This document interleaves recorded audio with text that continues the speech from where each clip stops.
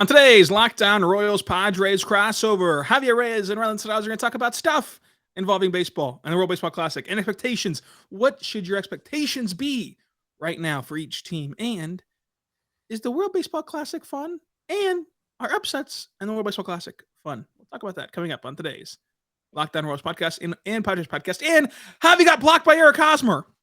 Yeah. You are Locked On Royals, your daily Kansas City Royals podcast. Part of the Locked On Podcast Network, your team every day.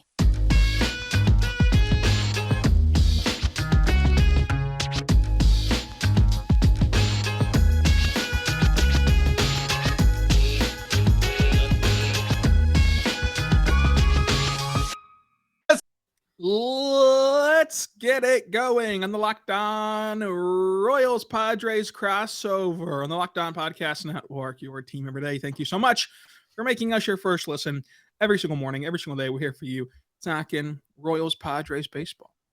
Back in full season, 5 shows a week. Javi, you've been blocked by Eric Hosmer. Yes, sir, I have. Woo! Oh man.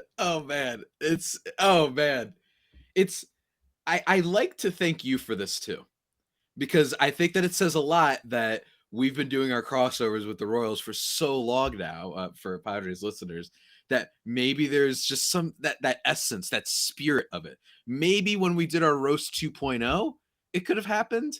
I have no idea. I am hoping it is the tweet when I said that in his last act of vengeance against or hatred against San Diego, he killed Luke Voit. For those who are unfamiliar, Hosmer had like a no trade clause, which is totally earned, and he deserves to enact it. But as a result, the Padres had to send to the Nationals Luke Voit instead, and then had to get rid of Hosmer separately in the Juan Soto trade, which is totally worth it. I get it, but it's just a funny joke. I hope that that's the thing he blocked me for, to be quite honest with you.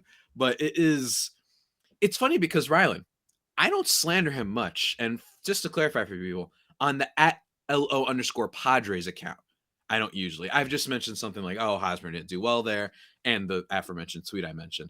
It's from my own account where I really have gotten crazy, where I had the Photoshop of Josh Bell when he wasn't doing so well, that it was actually Eric Hosmer in disguise, all sorts of stuff. That I've been so much worse on there. I'm not blocked on my main account. I don't know if he maybe missed it, right? And because, one is called Padres, maybe he just assumed. But either way, I absolutely cherish the idea that this man, at least for a split second, knew who I was. And it really, look, can't do it without you folks, the listeners. I just got to give a shout out to all of you.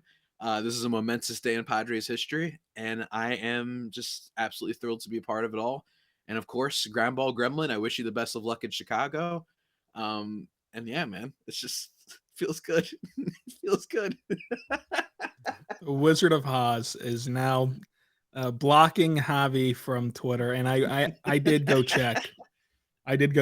Hosmer has not blocked me on Twitter, so Oh, wow. We are still cool. Hosmer's Yeah, still because a friend of the pod. You were brown nosing the other time when we were talking. What? Also, I love the idea that Hosmer has not been on Twitter. His last like was Really? February 10th, 2023.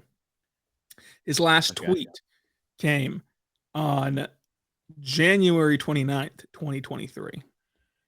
So if you go based upon the like, 2/10/23, he would have been on Twitter to block you on the 3.0 version of our roast of Eric Hosmer, which was where you got crazy, which is where you got insane. And I have to believe that Eric Hosmer listened to my podcast, because my title was remembering Eric Hosmer and all the good things he did in Kansas City. What I mean, and he clicked upon that podcast and said, "Man, I'm really down in the dumps today. I want to be reinvigorated by how great I was in Kansas City." And he heard me talk about how phenomenal he was in Kansas City, and then this screeching voice from the Northeast reeks up and goes, "Eric Hosmer was terrible." And he goes, "You know what? I'm going to find this guy, and I'm going to block him out of my life."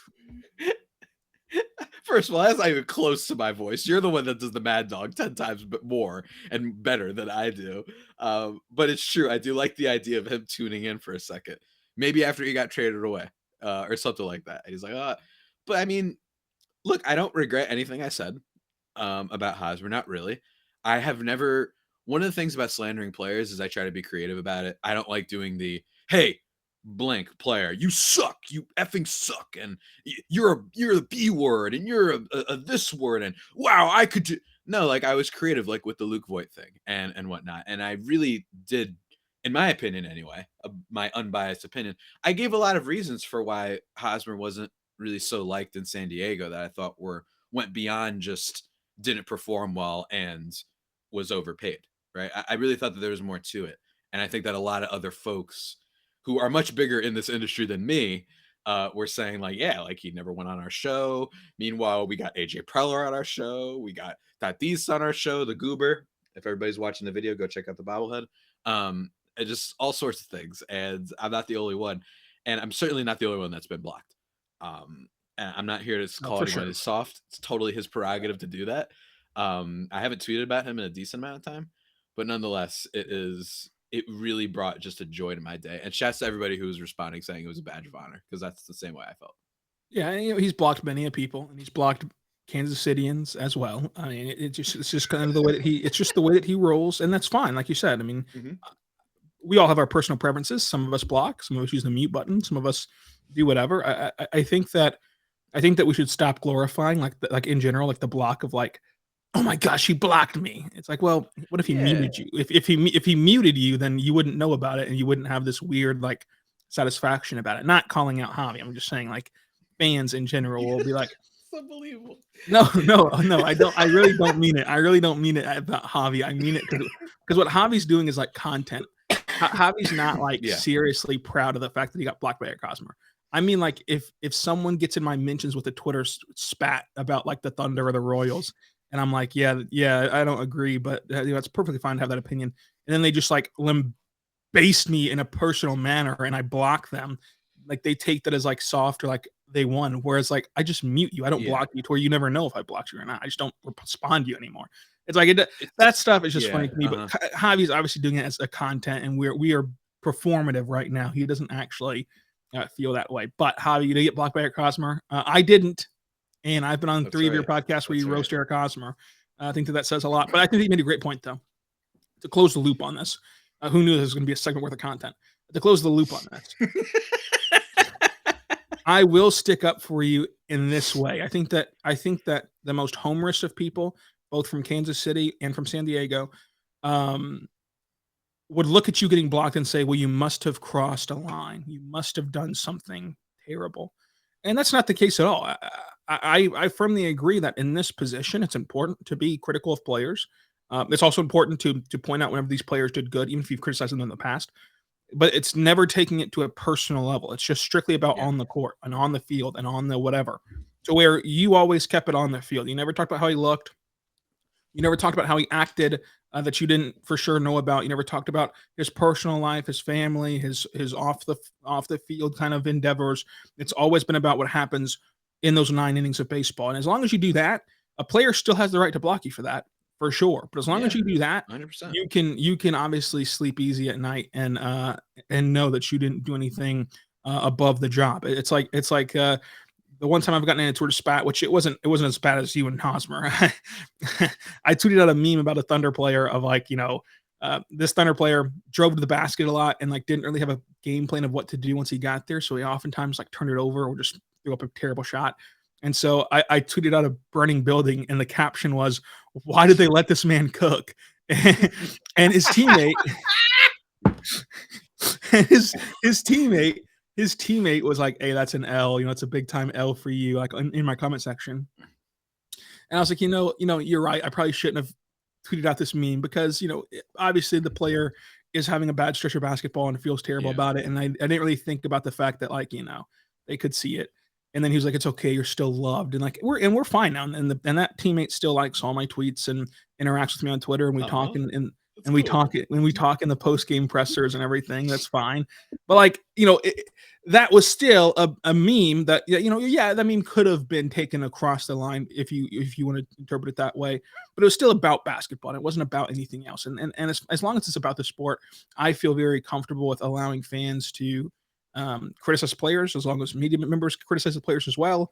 It's just, again, and not doing it in a way of like name calling, like you said. Like, just because someone grounds out doesn't mean they're a B word or they're a terrible piece of bleep or blah blah blah blah blah. Like, it could just be, hey, this guy won't embrace launch angle, and that's not really great for our team, and that's not really great for what the team is trying to do and what the team is trying to build. It's like if your team is trying to build a team that like only shoots threes, but yet this guy shoots 29% from three. Hey, he's not a part of the future, because like, if you're only going to shoot threes, you can't have a 29% 3-point shooter. Like, that is criticizing somebody, but it's not crossing a line. And I will say, even in your most biggest joke-worthy manners, like your most hateful, quote unquote hateful jokes, you never did cross a line.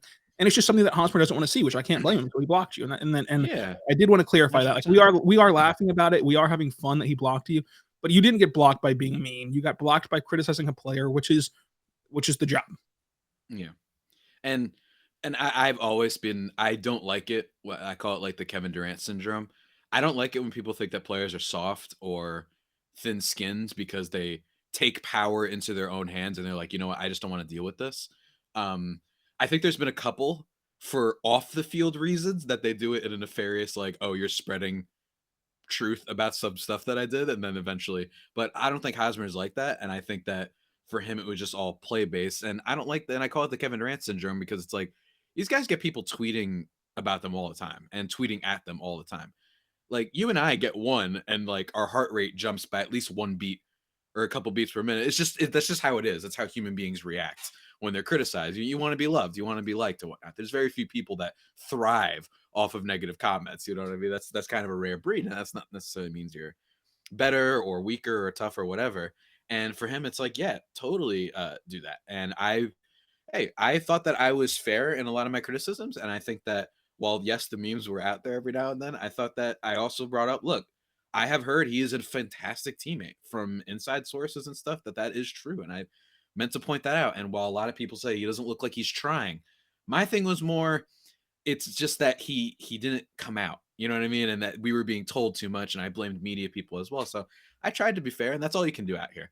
I have no ill will towards the guy. There are plenty of people who not matter, but have much more impact negatively on the world that I do have ill will towards. Eric Hosmer playing baseball is absolutely not even in the same stratosphere or not even stratosphere, galaxy as that. It was mostly a bit that as content creators, you kind of go down that rabbit hole, and this is what happens. And ladies and gentlemen, I'm blocked by Eric Hosmer, and that's where we are today.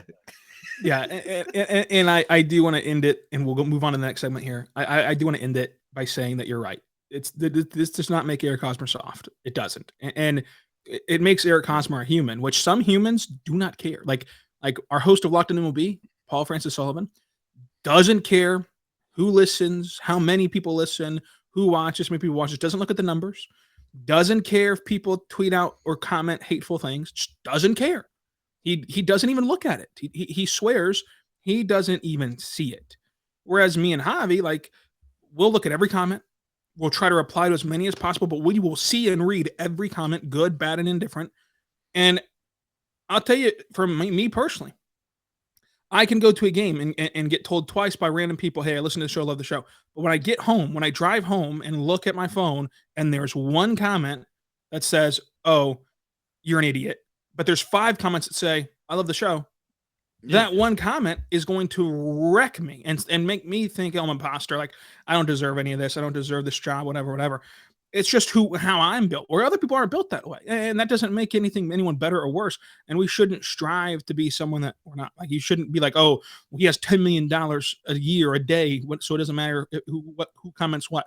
It's not about money. It's not about any of that. It's about how you personally are impacted by these things. And if you don't want to see it, then don't see it and block everyone who is negative. I think that is more so well, then you're right. As a millionaire, you don't have to look at all the negative comments. You don't have to interact with negative comments because you are self-made, and you're ready to rock and roll in that way. So it doesn't change who Eric Hosmer is as a person just because he doesn't want to see Javi being an idiot on Twitter. And like that's the thing. It's because Javi's not being mean. Like Javi's just being a fool, like a jokester.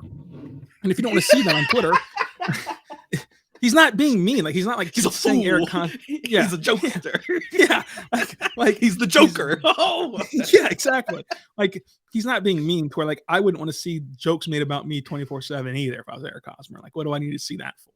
But I also don't think that I think it's weird to be like, well, the players shouldn't even be on Twitter anyway. Like, no, like they deserve a right to be on Twitter just like we do.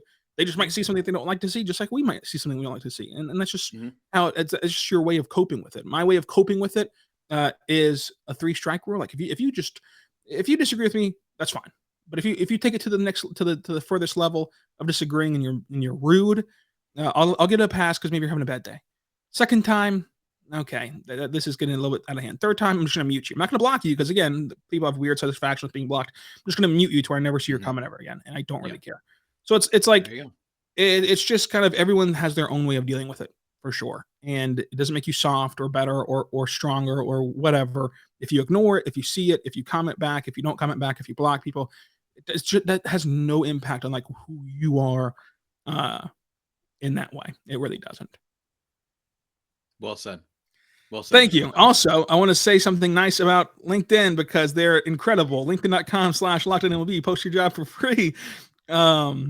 And go there right now because LinkedIn is awesome, folks. LinkedIn is there for you. These days, every new potential hire can feel like a high-stakes wager for your small business. That's why you want to be 100% certain that you have access to the best and most qualified candidates available. That's why when you check out LinkedIn Jobs helps you find the right people for your team faster and for free. So you go there right now and you put on the hashtag purple we're hiring frame to your LinkedIn profile to spread the word that you're hiring with simple tools like screening questions to make it easy to focus on candidates that have the right skills and expectations and experience so you can quickly prioritize who you'd like to interview and hire. It's why small businesses ranked LinkedIn Jobs #1 in delivering qualified hires versus the leading competitors. LinkedIn Jobs helps you find the qualified candidates you want to talk to faster. Post your job for free. LinkedIn.com/LockedOnMLB. That's LinkedIn.com/LockedOnMLB. That's LinkedIn.com/LockedOnMLB. Javi, we're back on Locked On Royals Padres crossover. We're 17 minutes in and only talked about one thing. I'm so sorry about that. I'm not a good driver today. I've kind of driven this car off the road. But Javi, you want to talk about some fun stuff? Let's talk fun stuff instead of getting way too introspective about Twitter. Yeah, I know, right? Thank you for making us your first listen. For your second listen, check out Locked On MLB Fantasy Baseball. Because, folks, your draft is right around the corner. And you're going to want to know who to draft. Win your league by listening to Matt and Dom every day as they bring you the best fantasy baseball strategies. Find Locked On MLB wherever you get your podcast from. Locked On Fantasy Baseball, wherever you get your podcast from. Locked On Fantasy Baseball on the Locked On Podcast Network, your team every day. Go Dom your league with Matt and Dom of Locked On Fantasy Baseball. They didn't tell me to say that. I just made that up on the fly. But Javi. Sir. Let's start with our teams because I think that we've done enough silly stuff, and then we'll get to the silly stuff later on with the World Baseball Classic. I want to use this podcast as a baseline of like what we can look back on at the end of the season and see if we've met, failed, exceeded expectations. Because I think that these two teams are in total opposite spots. We've talked a little bit about this before, but now we've seen this team play in spring training for 3 weeks out in Arizona. Both of our teams are in Arizona. And I want to know, this is all chips are down right now. I think that we have a good enough sample size to say what we feel about this team right now in the sense of like preseason expectations. Obviously, injuries are going to happen throughout the season, and heck, there might be injuries tomorrow. But as of right now, all chips down. What is the expectation level for our teams? And I think that these two teams are at a very important cross section. Whereas for the Royals, it's different than the Padres, and it probably couldn't be more drastically different. The Royals season will be defined by not wins and losses, I don't think. I think it'll be defined by quality of play and in the sense of like diamond minding. You've got how many guys do you have? Like how many players are legit pieces versus how many players you should just give up on. Like if Jackson Carr still is not very good, it's over. If Daniel Lynch or Chris Booch still is not very good, it's over. Like that is where you're at for Kansas City. And then how many of these young bats are going to be ready to take that leap? Because folks, Bobby Witt Jr., 5 more years of control.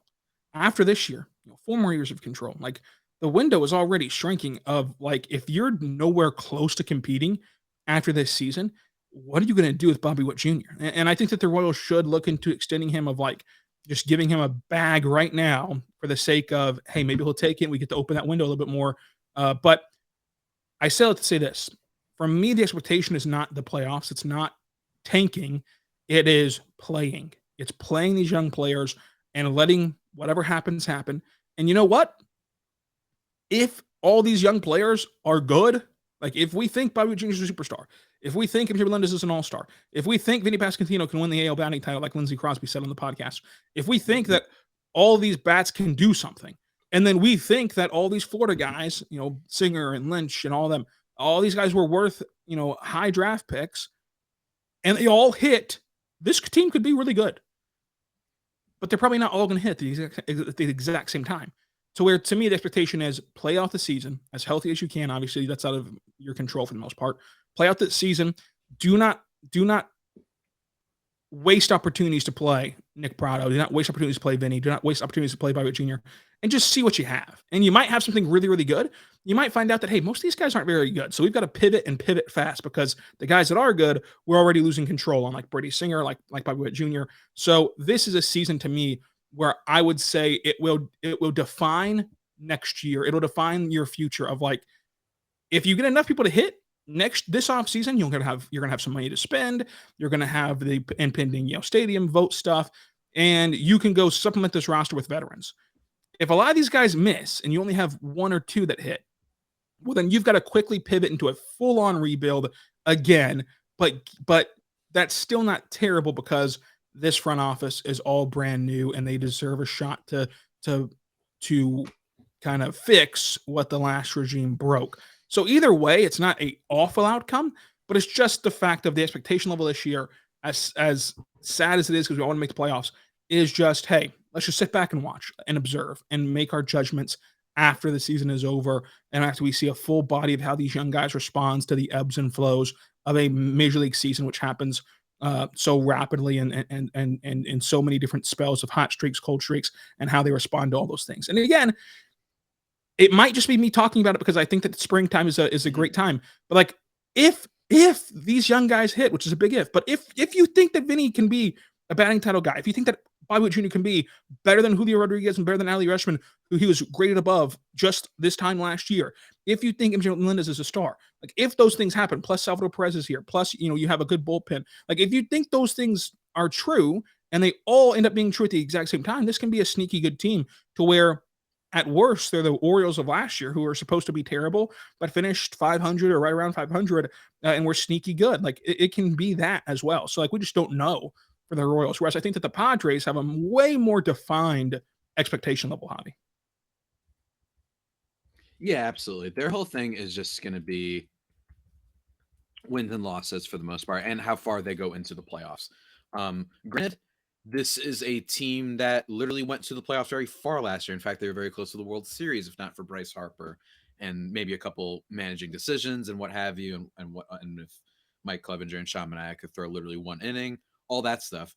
But this Padres team is going to be defined by wins and losses. It's going to be defined by, can the back, tertiary pieces step up? Can you get at least a little bit better of a year from Trent Grisham offensively? Can you get Jake Cronenworth to bounce back? Does Ha-Seong Kim take another step forward, right? Like all these guys, I talked about my biggest fears and possible, worst outcomes, biggest issues that could arise with this Padres team on yesterday's episode that everybody could go check out. I talked about Xander Bogaerts as one of them. But for the most part, this is, as everyone's dubbed it, potentially a Mount Crushmore with Xander, Tatis, Soto, and Machado, maybe all staying long-term. We'll see how the Soto stuff kind of transpires as time goes on.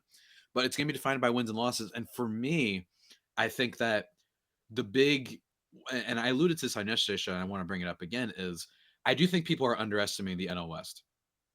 I think everybody knows that the Braves, that the Mets are going to be awesome. I think that they know that those teams are going to be great, no doubt. They're World Series contenders. I think Philly is going to be great too, but that is admittedly a team that actually just scares me more in the playoffs than it does in the regular season, because I think that the defensive stats and a little bit of the back of the rotation stuff catches up to you more in regular season. But once you make the playoffs, it's like, well, we got Aaron Nola pitching, we got Zach Wheeler pitching. We don't care about the rest, and we also have the most feared batter in the National League, dare I say, in Bryce Harper, right? Hopefully he comes back healthy. And they also brought in Trey Turner. And then you've got, the Cardinals and Brewers, who I'm not all that scared of. I think that those teams are just lucky to be in their division right now. To be freaking honest with you, the Cardinals will be good at the end. Brewers, I don't think, are going to go that far, especially since they haven't done much to improve their team. But the NL West, I really think, is a lot better than people might realize. I think the San Francisco Giants should be feared at least a little bit, because I don't think they're going to be a pushover. I think that they made moves this offseason to just improve their product, just to give fans like, all right, we missed on Judge. We missed on Turner. We missed on Xander. We missed on Carlos Correa, very famously, right? But we did bring in Mitch Haniger. We did bring in Michael Conforto. Maybe we can fix Sean Manaea. Would it shock me? No. These guys turned Alex Cobb into throwing the hardest velocity of his career after like 2 weeks in spring training. They know what they're doing down there. So that's definitely not a pushover team. And then the Diamondbacks are another team that are kind of on the rise with Corbin Carroll as their big prospect. And, your Zach Gallons and Christian Walker is a great first baseman, right? All sorts of stuff over there, and some guys who could break out with Merrill Kelly. Like, they've got some decent players over there, and Arizona could absolutely be.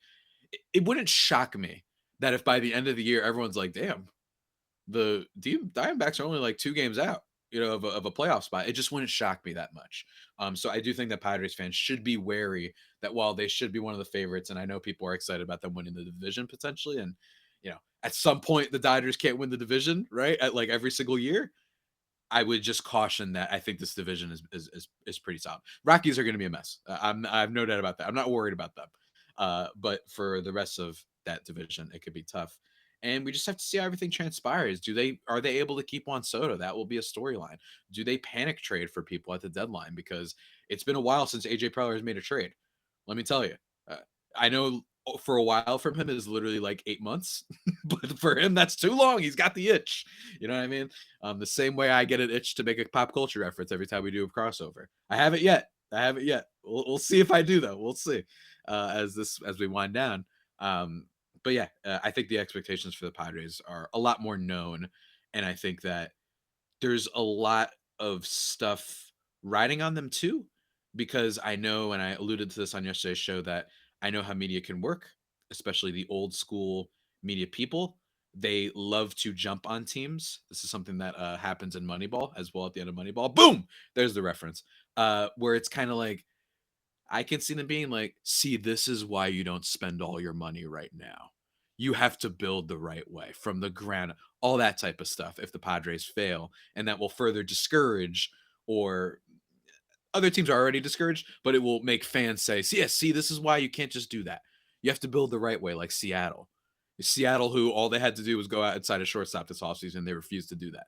So that's who also had 21 years of incompetence, but yeah, 21 years of incompetence. Don't get me wrong, congratulations on making the playoffs. Shout out Ty Day Gonzalez and Chloe Patno. No congratulations. No congratulations. No, give me a second. I was gonna roast them. I was gonna roast them and call them divas.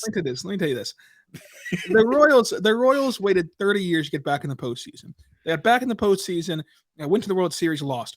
Next year, they go to the World Series, they win. The next year, they have a winning season. They have not had a winning season since. Okay, so let's not crown the freaking Mariners because they had a good little season last year for 21 years of just dreadful baseball, whenever they haven't sustained that yet. And their core looks way more promising than Kansas City's core did.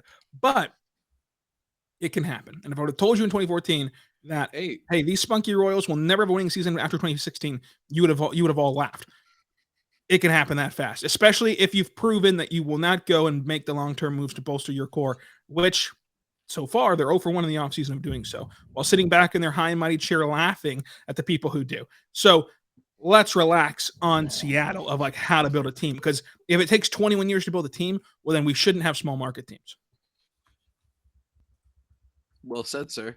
Well friggin' said. And those guys are divas too. Over at Locked On Mariners. So Oh, be careful. total divas.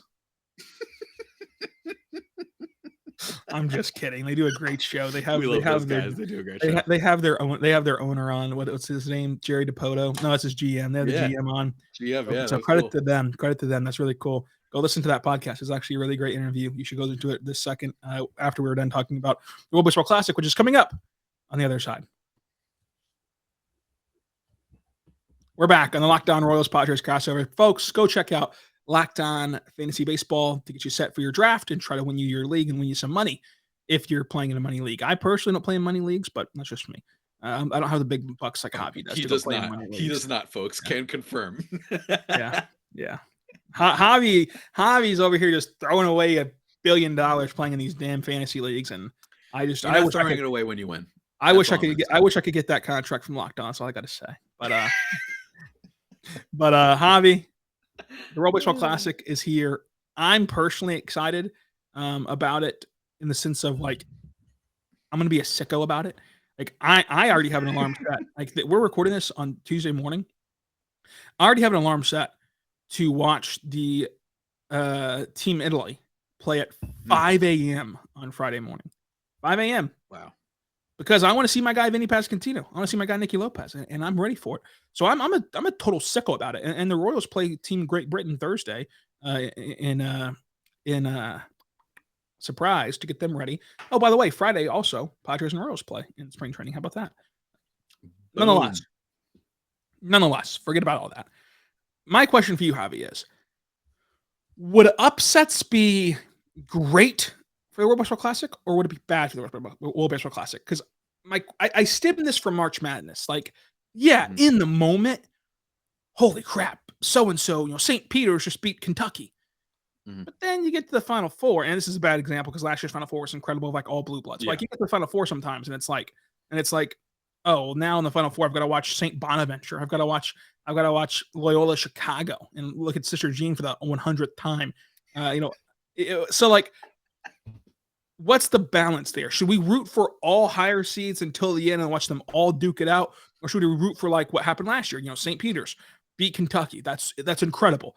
But the Final Four was still blue bloods. Like Kentucky was no longer with us, but we still had Duke, North Carolina, Kansas, Villanova. Like, what's the balancing act in the World Baseball Classic to you for rooting for underdog teams? Because I'll admit they're lovable. Like there was a TikTok on the MLB page of the Czech Republic, and their whole team is just guys. Like, it's just accountants. Like it's not even semi-pro players. They're just literally accountants. Like I'm rooting for them. Like they're playing for, literally, as cheesy as it is, the passion of playing baseball. And so I want to root for them. Like, how do you balance like the best product at the end of this versus the best product right now? I think that, for what, I like that you said no longer with us, as if Kentucky had died that year. That was really good. But for me, for March Madness, what I will say, it does vary year to year. Sometimes it's like, these are upsets, but only in the traditional way, because everyone admits that this isn't that great of a group this year. But for me, I think that it's just the amount that you get, because too much of thing, and all of a sudden it's just like, all right, well, I do still want to see the greatest talent. Like, we still want to see that. We still want to see Vladimir Guerrero Jr., who I actually just pulled out of the World Baseball Classic, so that's a bad example. But we still want to see Juan Soto. We still want to see all these guys, and Manny Machado and Vinny P and Bobby Wood and all these guys, Brady Singer. We still want to see the great talent. Don't get me wrong, because then it makes for a great final. It makes for those, like the Final Four you mentioned. But I think there's a healthy sprinkling of one or two, because it's the rarity of it. That's what makes it so fun. But when there have been some years where it's just like every team gets upset, and it wasn't like a fringe group. It was just like, yeah, those teams were awesome, and it kind of stinks. And now all of a sudden we're watching these teams that we don't care about that much. So you need a little bit of a balance. You need some upsets, but not too many. I don't think it would be necessarily great if USA, Japan, and Dominican Republic all get eliminated immediately. Obviously, I don't include Puerto Rico there, because no such thing would ever happen to Team Puerto Rico. They would never get upset. So if that were to happen to all three of those teams, that'd be like, oh, dang, right? Maybe Team Venezuela, right? With Miguel Cabrera, right? Like, you want to see him because this might be the last, important kind of run that he's on for a team, because the Tigers probably aren't going to be good this year. So Shohei Ohtani, you want to see that guy. That dude might not be playing in all that many important games this year. in terms of playoff stuff, right? So I think you need a healthy amount. One of those 4 that I just mentioned, every now and then I think you like it, but too much of it. And then it's just like, well, is this even an upset anymore? I remember when there was too many no-hitters that one year in baseball. I think people overreacted because it turned out it was just a weird anomaly that happened at the beginning of the season. But say the NBA, your favorite sport, obviously, you have all these people dropping 40-point games, and I have to admit, part of me is like, this is amazing. I think the talent pool might just be incredible depth. But in the back of my mind, I'm also like, man, Lillard dropped 71, and I didn't care as much as I thought I would. You know what I mean? I think that's kind of what you need is a good balance. You're totally right. I think that everything needs balance. Everything needs moderation in life and in baseball and in sports. Okay. All right, I'm done. I'm done talking. We summed it up pretty well. I mean, this guy Javi's gonna laugh at me, but I think that it's true. I think that it's true. You want some upsets, but not too many upsets, because you do still want the best of the best in a rocking Lone Depot Stadium. At the end of this, or at a rocking Petco Park. Was that still what they call it out there in San Diego? That is indeed what they call it. Yeah. And famously, I don't know if you heard, Rylan, I haven't been to San Diego before. So everyone take my opinions with a grain of salt. You know what I mean? Like, you got to be careful. I don't know if I'm so trustworthy now. Yeah, you haven't seen the great city of San Diego. Yeah, it's tough. But, I mean. You want to close out on the AI names real quick? Oh, yeah, we got AI names for you. This is great stuff. And I'll just say, Javi, I hope that you never move to San Diego, because they can't keep residents like they couldn't keep the Chargers. Go ahead, Javi. Oh, oh, doctor. That was pretty. My show listeners will appreciate that. For those who didn't see, Dan Zabrowski, who's the chief editor over at FanGraphs, every year he does his AI computer generated headlines for a team, or a motto, I should say. And for those listening to this podcast, for the Royals, Rylan, did you see what it was? I did not. Enlighten me. Believing in the blue warily. That's so good. That's really fits. I really like that. Yeah, we believe in the team, but we're wary about it. You know what I mean? We know honestly, what you were talking about with expectations. Honestly, that kind of fits. And for the San Diego Padres, dare I say, one of the best ones. Welcome to hell and like it. Yeah, that is great. That is great. I recommend everyone go check out the tweet. That should be the intro of your show. That should be the intro. Honestly, I might do that. That's a good idea. This is the Locked On Padres podcast. Welcome to hell and like it for the next 30 minutes. It'll be after another extension or trade happens, I just come wiling out here. I have devil horns. That would be good. Yeah, that would be great. And there's some other good ones out here, like the Cardinals. This is our team. Make no mistake, gumshoe. Again, this is AI generated stuff. Half of it doesn't make sense and it sounds absurd. What's it called? Chicago White Sox forever or possibly something less with a question mark. Great. Just really good stuff. I love stuff like this for baseball. And hopefully when you and I do our weekly crossover, we kind of talk about the fun of baseball, because this sport, with the right people, really know how to make it extremely entertaining and not just feel like you're looking at algebra homework. So always got to give. It's always fun. We have a couple more of these before opening day, Javi. It's very exciting stuff. Opening days are on the corner, and we're going to talk all about it through the season. It's just a nice way to break up our solo shows 5 days a week. So subscribe to Locked On Royals. You're going to start getting podcasts 5 days a week, so be ready for it. Subscribe to Locked On Padres. You're already getting 5 days a week over there at Locked On Padres, and he's dabbing over there as if it's 1997. So we'll be back tomorrow, each of us on our own feeds. Until then, be good and be good to one another.